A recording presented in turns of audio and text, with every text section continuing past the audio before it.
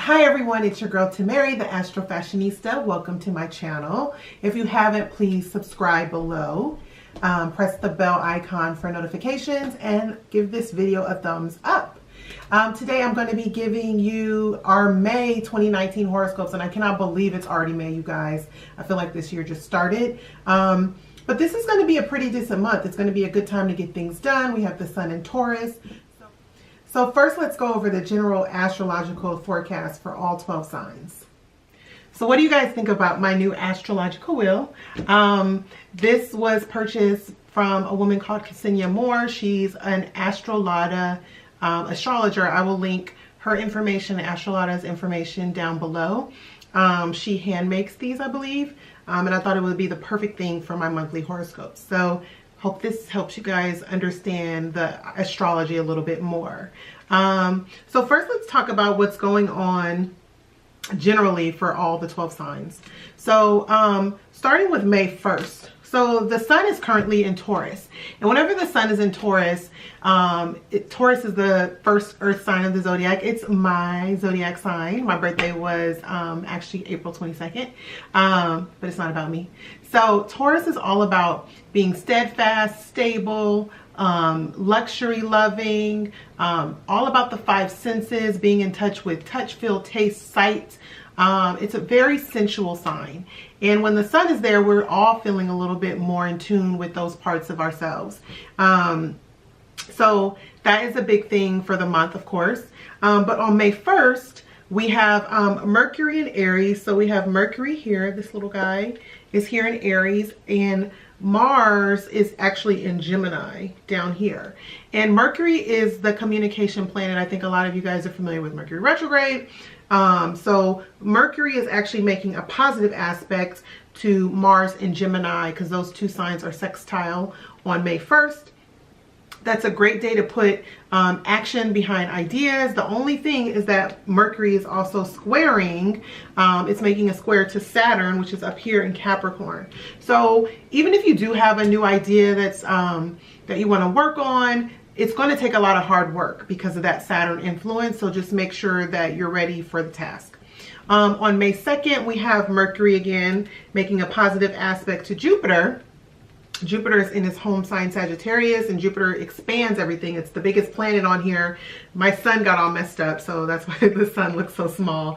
But Jupiter expands everything that it touches, and Mercury making a positive aspect to Jupiter again reinforces the whole idea of doing something on a big scale, having a big idea, bringing something new into fruition that's going to take a lot of hard work. But remember, Jupiter is retrograde. So whatever is started right now might take a little bit longer. You might have to redo things over and over again until you get it right with Jupiter retrograde. And then we also have on May 2nd, the same day, Mercury squaring Pluto. So again, even though there's a positive aspect, there's also a more difficult one. That's a day that we should all watch what we say, watch our words, because whatever we say that day, we can't take back. So just, I'm giving you a little bit of caution there.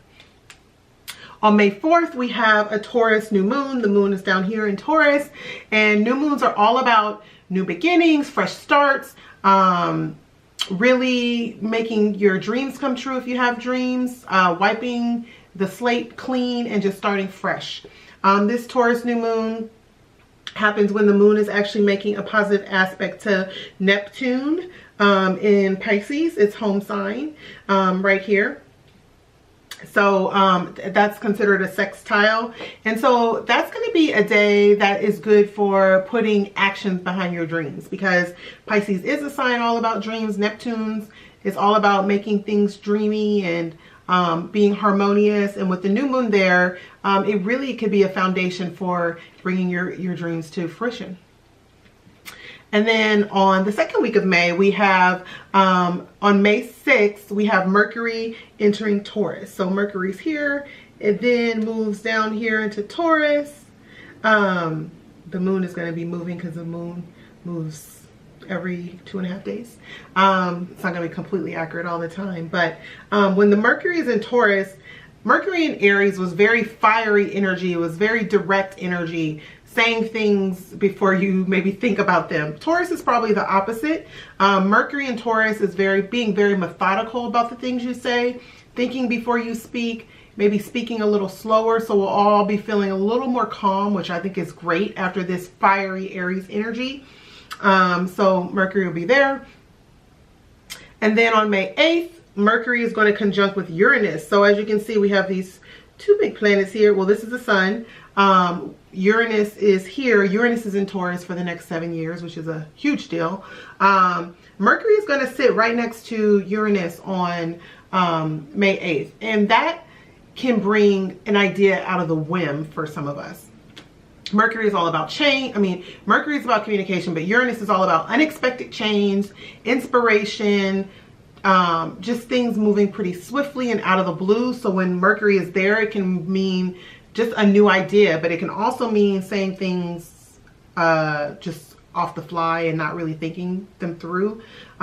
It won't be too, I'm not too worried since Mercury is in Taurus, but just a little bit of caution. Don't say that I didn't warn you. And then on that same day, May 8th, we still have Sun making a harmonious aspect to Neptune. The Sun's here. Again, Neptune's here. So again, that's going to be a great day for like creative pursuits, being artsy, being in harmony, just really having just a nice, pleasant time, because Taurus loves to be pleasant, and so does Pisces. And when Pisces and Neptune, it's at home where it's going to be for a very, very long time. So that's just a nice harmonious time. On May 9th, we have Venus in Aries. So Venus, the love planet right here, is in Aries, and that's going to be making a positive aspect to Jupiter in Sagittarius up here. These are two fire signs. It's what's called a trine. That is actually a really good day to be feeling good. You're feeling optimistic, but watch out for being a little bit too optimistic, because at the same time it's making that harmonious aspect, it's making a hard aspect to Pluto in Capricorn, which is, you can see Pluto is up here. So although we'll be feeling good for the most part, because Venus is a benefic planet, Jupiter is a benefic planet, that square to Pluto. Pluto is a very powerful planet, very intense. It's just causing, I mean, there's going to be a lot of passion probably that day, but just watch out for having passion with like the wrong person or something like that. Then on May 11th, we have Sun making a positive aspect to Saturn in Capricorn. The Sun is here, Capricorn is here, and Saturn's here for a while. Capricorn and Taurus are considered trine each other. That's a positive aspect in astrology. That's an excellent day for getting things done, because Taurus likes to work hard, Capricorn likes to work hard, the Sun, which is all about our vitality, and Saturn, which is all about hard work or in harmony. So it's a great time to like get things done. So really use that energy. On May 13th, after the Sun makes that positive aspect to Saturn, it's going to make a positive aspect to Pluto in Capricorn. That's another day for getting things done, to really transform things, putting personal power behind, or putting action behind something, using your personal power. Great day for that. On May 14th, we have Venus in Aries, making a positive aspect to Mars in Gemini. That is actually, that is a really passionate day, actually. Not passionate as if those two planets were in like maybe a water sign, but anytime Mars and Venus hook up, it's like fireworks. And Venus is all about love, and Mars is about action and passion. So those two being in harmony can make it a really passionate day. Even though it's in a fire and an air sign, you might be connecting with someone on maybe an intellectual level. May 15th, we have Venus actually moving into Taurus. And this is great news, because Venus actually rules Taurus. So it's at home in Taurus, and it's all about, you know, feeling good, embracing your luxury life or your luxurious side of life, pampering yourself, being creative. It's really good for finances since Taurus rules money.